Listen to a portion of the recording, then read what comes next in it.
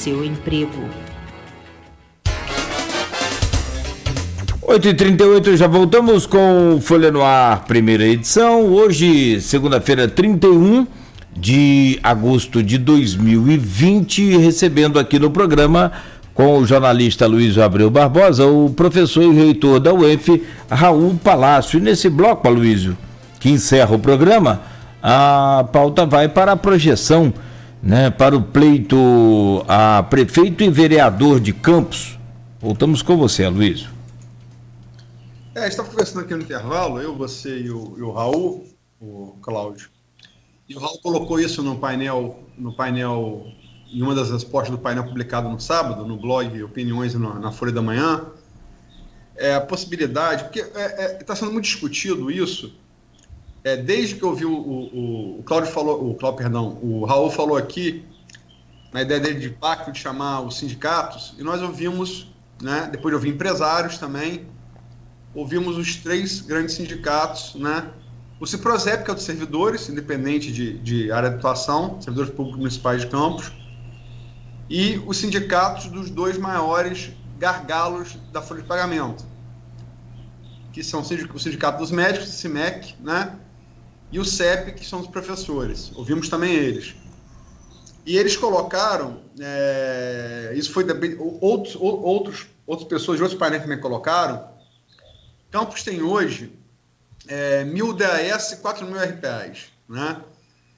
Que fazem parte dessa folha de pagamento.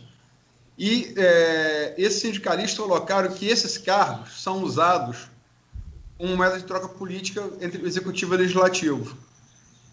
Depois essa questão foi levantada, eu também levamos o painel também, fizemos um painel só com o presidente do legislativo, o vereador Fred Machado, e com 3 antecessores dele, né, que é o Nelson Naim, que chegou a ser prefeito também, Rogério Matoso, e Marcão Gomes, que hoje é deputado federal, mas também teve experiência de ser no governo Rafael, secretário municipal. E levamos essa questão dessa moeda de troca, né, que foi acusada entre os executivos legislativos de dar essa RPAs. Fred negou, mas Naim botou muito claramente que existe sim, é feito em todos os municípios do Brasil, não só municípios como Estado e União. Tem um exemplo prático aí disso, que são a abertura de torneiras do governo federal para ter o apoio de Centrão e isolar a possibilidade de impeachment no Congresso, né?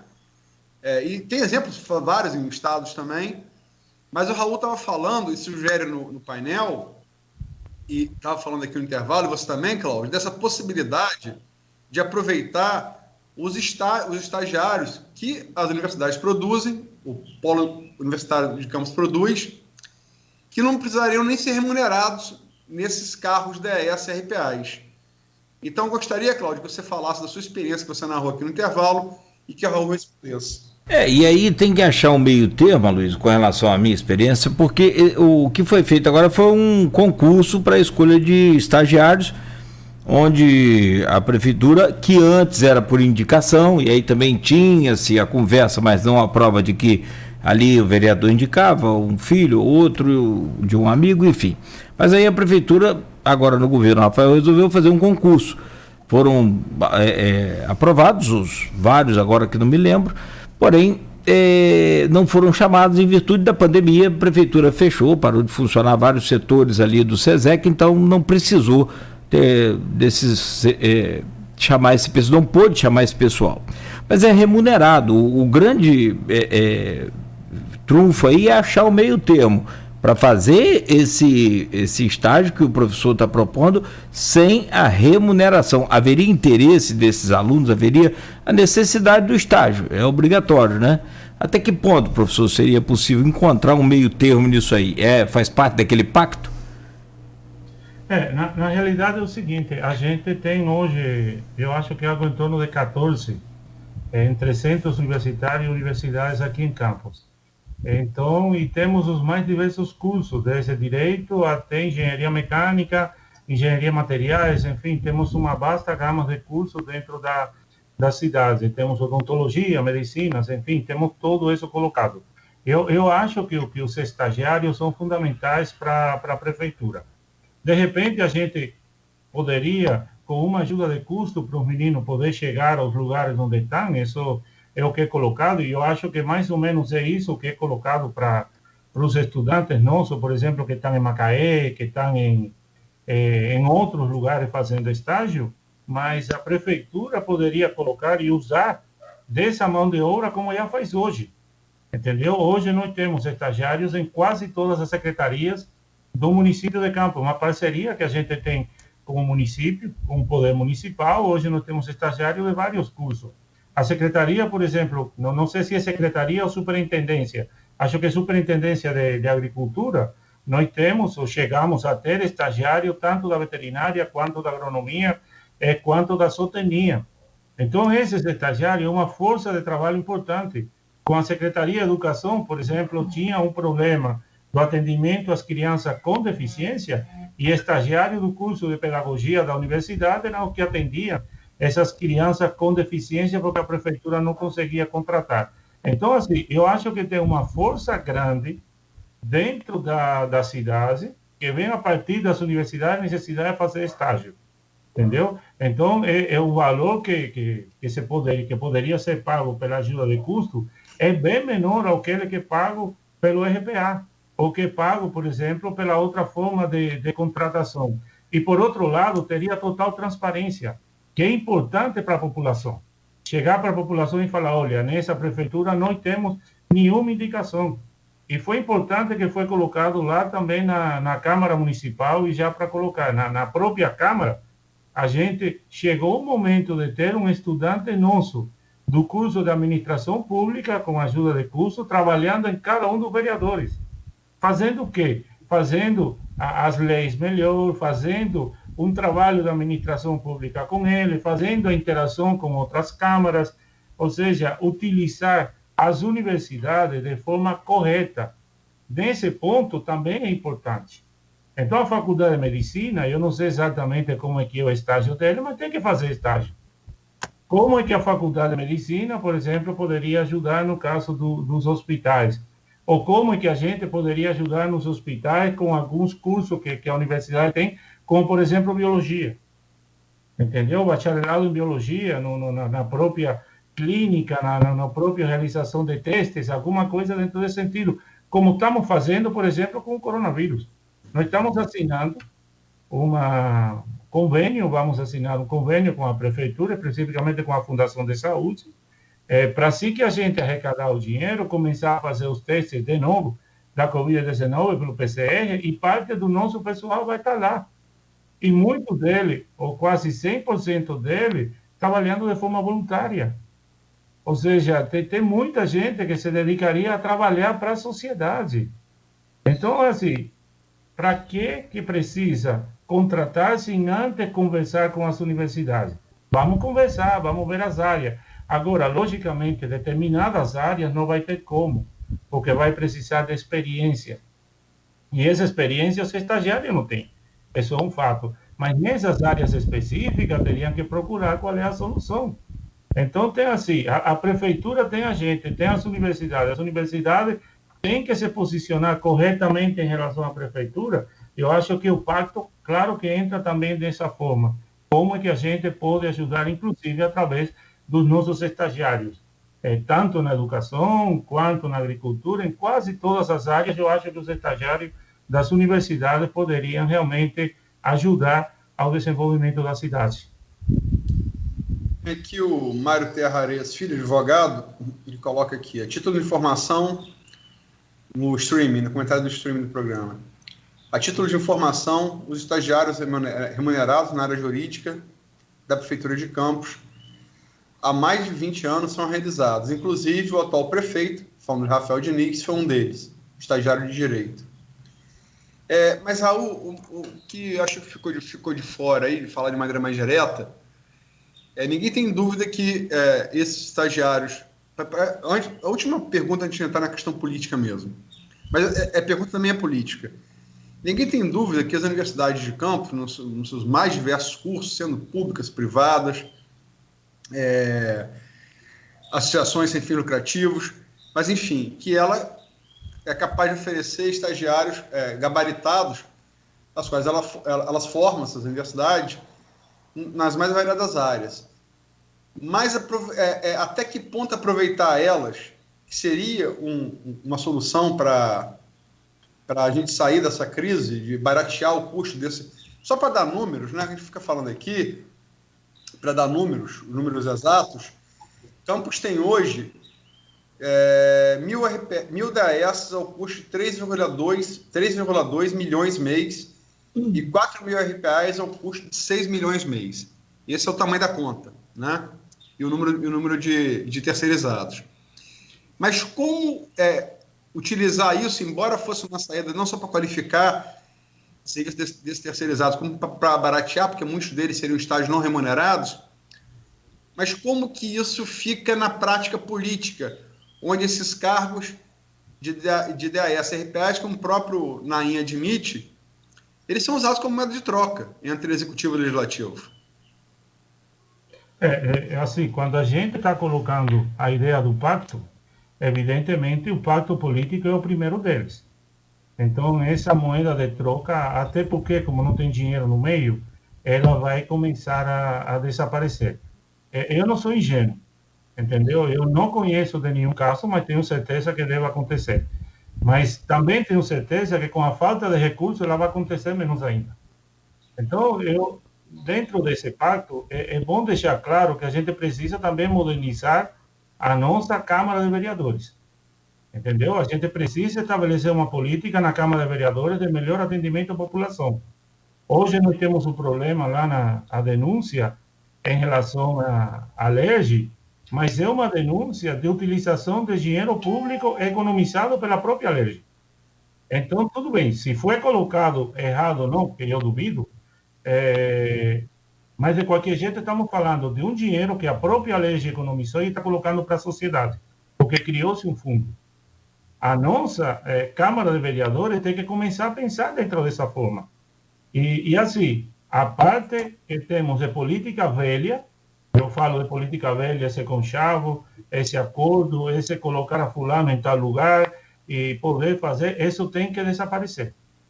Entendeu? A sociedade não vai aguentar mais isso. E na medida em que a gente coloque a sociedade dentro do processo, ela vai chegar e perguntar, vem cá, meu caro Cláudio, tu está indicado por Aloysio aí ou tu realmente é um cara que está fazendo? Entende? Então, isso assim, até do ponto de vista de cobrança social, a participação do povo é importante dentro desse processo. Entende? Então, assim, as pessoas não vão ter a vergonha de continuar fazendo aquilo que faziam, ou vão ter medo de fazer aquilo que faziam. Então, eu estou colocando assim muito claro. Vamos ter problema, claro que vamos, é uma máquina que cria problema, uma máquina que já está acostumada a fazer. Por exemplo, eu duvido que esse processo que nós temos no estado do Rio tenha sido criado só de 1 ano e meio para cá. Pelas denúncias que a gente tem um mecanismo de funcionamento que já teve uma experiência anterior. Então, é assim, não é de 1 ano e meio para cá que a gente está com esse problema. É que a gente tem esse problema e de 1 ano e meio para cá o problema continuou. Então, dentro do pacto político entra isso. Os políticos das cidades entenderem que não dá mais. Não vai ter mais para isso. Entende? E dentro desse momento a transparência é fundamental. Assim, o cara que vai se eleger vereador, ele vai ter que entender que sua função é atendimento da sociedade em si. E não colocar a tia, o pai, o primo em determinado cargo. Entende? Ou seja, isso passa por essa etapa também. E na hora que tu abre a governança para a sociedade vai procurar esses pontos. Por exemplo, a UENF, até certo ponto, lá no grupo, ela é criticada pela folha de pagamento também. Ou seja, ontem tem uma crítica em relação a isso. O Igor Franco. Isso. Mas eu queria colocar para o caro Igor, por exemplo, que a nossa folha é de 130 milhões. Aqueles valores que estão colocados não são reais. O que acontece? O governo limita a quantidade de recursos para fazer as outras coisas e só paga a folha. E isso é o que faz que o preço da folha seja tão alto, porque a liberação do recurso não acontece. Mas a universidade não vive dos 260 milhões que tivemos no ano passado. A universidade vive do dinheiro que o professor arrecada através das agências de fomento, que a universidade consegue arrecadar, e esse valor é bem maior que 260 milhões. Então, muitas das pesquisas que são feitas na universidade, elas são financiadas com dinheiro de fora. Então, é importante que as pessoas entendam o processo. E aí, quando eu vi a pergunta, longe de ficar bravo, de me preocupar, de nada disso, aí ficou claro que a gente não está conseguindo colocar para fora como é que funciona a universidade. E temos um desconhecimento em relação a isso. Então, voltando à pergunta, na medida que a sociedade souber como é que funciona, essas irregularidades de contratação de pai, de tio, de alguma coisa, elas vão desaparecer, porque a sociedade vai te cobrar, entendeu? Então, eu acho assim, estamos falando do ponto de vista de um prefeito que queira fazer uma governança real, e ele vai utilizar a sociedade contra isso. Quando um vereador vem e fala para ele, não, mas para ter meu voto, eu vou precisar de colocar a minha tia, a minha mãe, a minha prima, seja lá o que for, vai chegar e falar, eu não preciso do teu voto, porque eu tenho voto popular. Vota contra e tu vai ver o que a população vai fazer contigo. Então, o que eu estou falando é isso, trazer a população para dentro do governo, ter esse baque da população junto com ele. Quando um prefeito faz isso, a cidade toda vai entender o que é a prefeitura e vai respeitar o prefeito. Entende? É a única saída que eu vejo para poder romper com essa velha política. Partindo de que o prefeito não forme parte dessa velha política, ou seja, não tem interessado em fazer isso. Eu estou vendo candidatos jovens ali como pré-candidato, entendeu? E eu estou vendo que são candidatos que têm uma experiência já dentro da parte política, que já tem um currículo, que já tem coisa, e assim, eu estou vendo que realmente temos interesse em melhorar. Se o interesse é melhorar, eu acho que esse é o caminho. Agora, se o interesse é manter a política velha, sinto muito, aí não tem solução para isso, não. Acho que ninguém tem, né? Mas e lembrando também que esses cargos políticos não é nem por causa do nepotismo, não. É um caso mesmo de... É notícia que a gente sabe, logicamente, que isso é um caso de você emprega os seus cabos eleitorais nesses cargos de RPAs, né? A troco de apoio legislativo ao governo. E repetindo, isso não é uma coisa exclusiva de Campos, isso ocorre quase todos os municípios brasileiros, ocorre nos estados e ocorre na União. Vou citar de novo o caso do governo Jair Bolsonaro com o Centrão, seu novo aliado do Centrão. Mas, enfim, a Ana Karina Vieira de Azevedo, professora, coloca aqui, excelente colocação do professor Raul Palácio. Não seria interessante mover a Câmara dos Vereadores, uma vez que ela precisa estar consciente do seu papel, a não ser uma propulsora do cabide de emprego? E, coincidentemente, temos aqui um vereador se manifestando, o vereador Ivan Machado, né, do PDT, pré-candidato à reeleição, que fala aqui, odontólogo, o aproveitamento do próprio servidor para cargo comissionado corta 50% o custo, valoriza o servidor e dá qualidade de função. Mas, Raul, são 8h56, temos que falar sobre projeção, e peço que você tente resumir a sua projeção para a eleição de novembro a prefeito e vereador de Campos. Olha, eu, assim, rapidinho, eu acho que vai ser uma eleição difícil. Tenho quase certeza que vamos ter 2 turnos. A população está esperando propostas concretas. Eu acho que o prefeito, os candidatos estão se preparando, alguns têm um serviço já colocado, os outros estão procurando. Eu acho que nesse segundo turno, a gente, infelizmente, vai ter uma votação muito apertada. Falo infelizmente porque se a gente tivesse um único candidato que conseguisse agrupar todos, e aí eu poderia fazer um apelo aos pré-candidatos ainda se juntarem para tentar ter uma coligação da cidade. Acho que isso entra no campo da utopia, mas acho que vai ser uma eleição muito acirrada, voto a voto. Infelizmente, como estamos num momento de antagonismo, não acho que essa discussão que a gente está tendo aqui vai ser a base desse debate. Vai ficar muito raso, como tem acontecido em quase todas as últimas eleições. Mas a projeção sua de segundo turno é quase que unânime entre os analistas aí. Embora a gente tenha que ressalvar sempre que também a projeção era de segundo turno para 2016, Rafael surpreendeu, ganhou nas 7 zonas e vem levando o primeiro turno. Mas que projeção do João Esporte você coloca aí no segundo turno, no eventual segundo turno? Eu acho que assim, a cidade tem o prefeito atual, eu acho que o trabalho que o Rafael está fazendo, pelo menos na parte de transparência e agora com a Covid-19, eu acho que coloca ele no segundo turno. E a gente não pode esquecer da importância de Vladimir dentro desse processo. Tem várias pesquisas que estão acontecendo e essas pesquisas aconteceram, mas que estão colocando Vladimir dentro desse cenário político. Eu acho que o Rafael e o Vladimir, caso o Vladimir venha a ser candidato, não sei porque existiu aquilo que vem, que não vem, não sei exatamente como é que está, eu não tenho conversado com ele em relação a isso, mas eu acho que são os 2 candidatos que vamos ter para, enfim, para o segundo turno. Só para frisar, por questão de legislação, Raul, e Rádio Concessão Federal, não existe candidato ainda, existe são pré-candidatos, né, isso, só depois das convenções, e também a gente não pode citar pesquisa aqui que não tenha sido registrada. Estamos no período aí que não podemos falar sobre pesquisa sem registro. Podemos falar em apreensão nossa, né? O que a gente discute na sociedade, que a gente vê refletido, mas não em pesquisa, a não ser que tenha sido registrada. Só para, né? Porque são exigências legais, a gente tem que submeter a elas. Desculpa, eu só gostaria de colocar mais um ponto. Eu vejo e acho também que os outros grupos vão ter um ganho político muito grande dentro desse processo. Nós vamos ter, talvez, o segundo turno entre, enfim, os pré-candidatos, que eu acho, mas os outros pré-candidatos devem ter um ganho, ou seja, não vamos ter uma diversificação de votos muito grande. Podemos ter surpresas, porque eu acho que assim, a sociedade, nesse momento, está procurando soluções. A eleição está em aberto, vai depender muito do que seja colocado. Claro que muitos candidatos carregam o peso do seu partido, e outros candidatos carregam peso da família.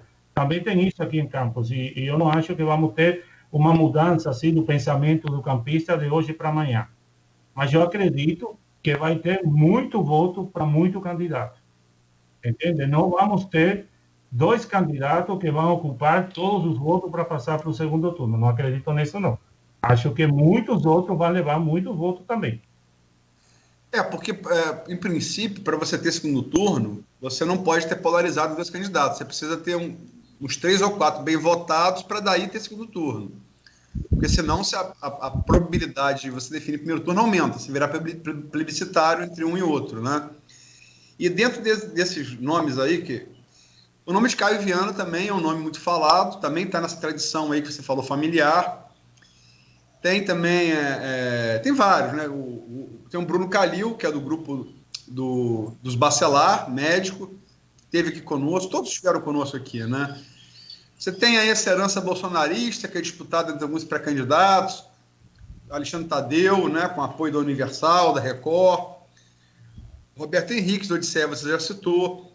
Você tem a professora Natália Soares, que inclusive tem muita força dentro da UENF, a chapa que disputou com você e perdeu a eleição para você, a reitor, o professor Carlão Rezende, está muito integrado a essa candidatura da Natália, né? Tem o Leslie Beethoven, né? Jonathan Paz, entrevistamos aqui semana passada João Damasio, o Cláudio Nogueira entrevistou junto com o Arnaldo. Sim. Outro professor do Rede também, João Damasio do Rede. Tem o da Boa Morte, Cláudio Rangel, Cláudio Boa Viagem, professor Zé Maria. Professor Zé Maria. Mas são tem o Tenente Coronel Fabiano também. Coronel Fabiano, perdão, aí na disputa do bolsonarismo, lançado pelo Felício Laterça, ex-comandante do BPM de Campos. Como é que, só para concluir a pergunta, por favor, como é que você vê isso? E nessa tradição do familiar, Caio vem também atribuído alguma força a ele. Como é que você não acha que Caio ou outro nome desse que você tem poderia furar essa polarização entre Vladimir e Rafael? Acho que sim. Ou seja, eu acho que sim. Ou seja, eu acho que vai depender muito da campanha que seja feita. entende? E da mesma forma que também acredito que não vamos ter tanto candidato a prefeito.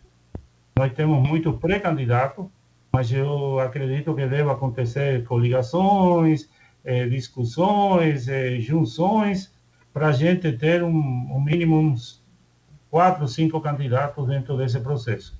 Quem conseguir fazer as melhores junções, certamente vai ganhar lá na frente. Então, por exemplo, vamos colocar alguns casos eu não conheço as outras pessoas. Mas, por exemplo, o Caio, ele está se preparando muito bem dentro dessa disputa. Então, ele vai precisar desse tipo de negociação. É um terceiro candidato que é forte, no meu caso, para poder chegar. No caso do PSOL, a estudante do PSOL também tem força, mas ela carrega o nome do partido. Enfim, são coisas que vamos ver como vai acontecer. Mas, de fato, eu acho que o Caio também aparece dentro desse cenário político e depende muito de quanto ele consiga juntar forças. O que é importante, é um dos poucos que eu vejo com possibilidade de poder unir forças, entendeu? Porque o Rafael, ele já, no meu ponto de vista, é um pré-candidato, Rafael, ele já fez a sua governança, tem 4 anos, as pessoas que ele já tem junto, já tem. O Vladimir, o pré-candidato Vladimir, ele tem o grupo político, tem isso, não sei se alguém vai se juntar especificamente, mas no caso do Caio é uma disputa em aberto.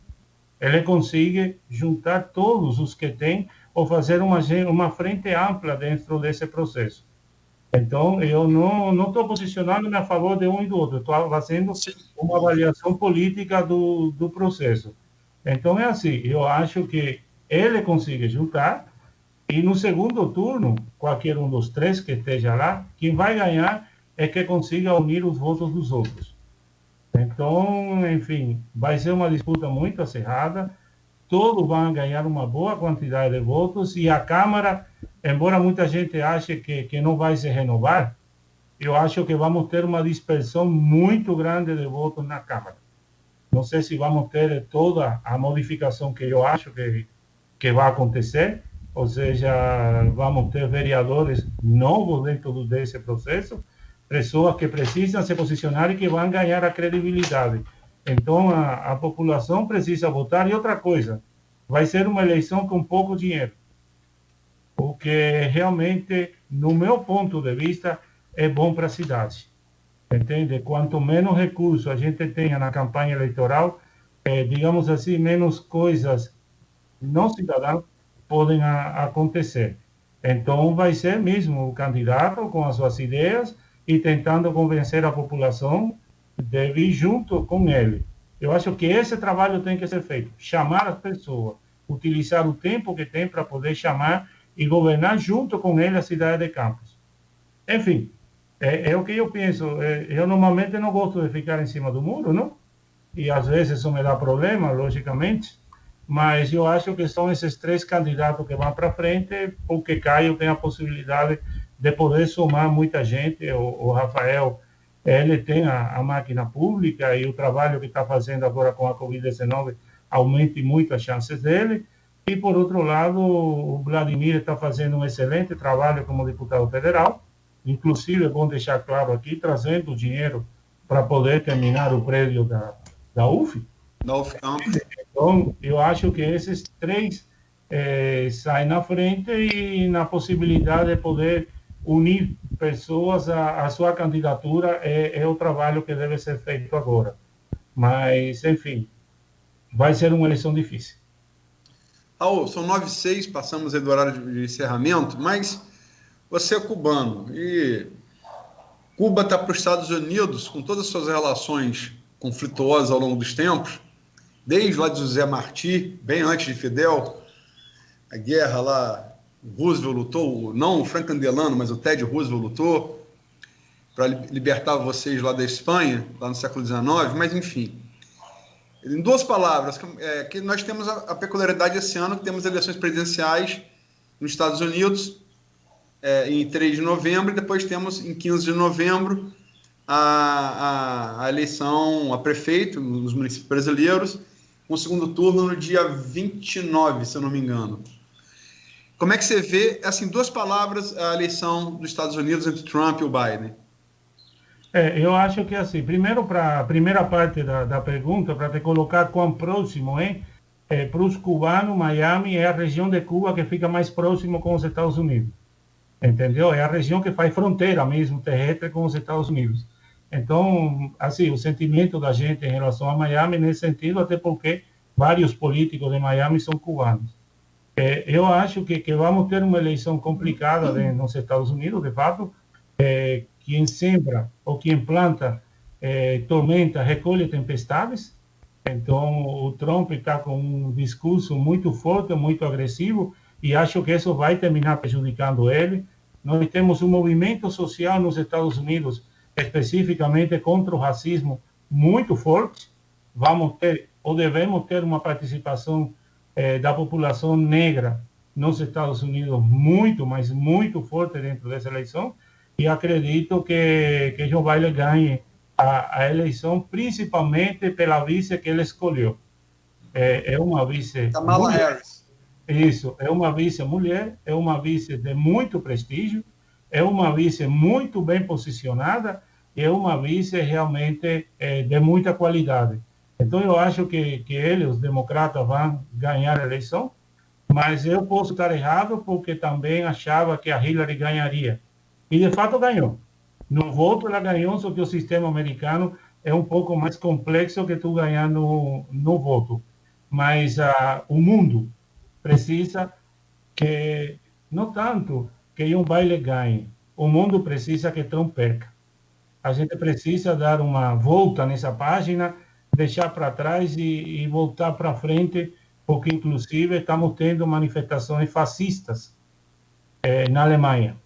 Entende? Uma coisa que não era impensável. Um tempo atrás, tivemos há pouco tempo agora uma manifestação em prol do fascismo dentro da própria Alemanha. Então, a gente precisa virar essa página e acabar com o discurso do ódio e começar o discurso da conversa e no entendimento. Quando a gente parte para a agressividade e para o ódio, a gente está abrindo mãos de milhões de anos de desenvolvimento, tanto do ser humano quanto da terra em si. Entendeu? A capacidade do ser humano, a diferenciação principal com os animais é que a gente pensa. E a consequência da gente pensar é que a gente fala. Então, é a fala, o que tem que prevalecer em qualquer governo. Então, eu acho que assim, Joe Biden deve ganhar a eleição. E posso falar assim, sinceramente, acho que vai ganhar por uma margem boa. Entende? Talvez 3 pontos, 4 pontos, 5 pontos, que dentro dos Estados Unidos já representa alguma coisa grande dentro do processo. Lamentavelmente, muita gente em Miami ainda continua com Trump, ou seja, o Trump está muito longe de estar morto, está muito vivo, e acho que os democratas têm que levar a sério esse processo, senão vão perder a eleição. Entende? Eu já tenho muitos amigos, por exemplo, que eram contrários a Trump por causa da pandemia, que foi um desastre. Está muito claro para todo mundo, mas na hora que tu tem que colocar, e lá, incrivelmente, estão fazendo a mesma coisa. Estão taxando o presidente, o candidato democrata, de comunista. Então, hoje utiliza-se o comunismo para tu poder criticar uma pessoa que é progressista. Entende? Então, porque progressista é uma coisa boa, mas para os caras comunistas não é uma coisa boa. Então, colocou-se qualquer coisa dentro disso. Essa classificação realmente dificulta muito.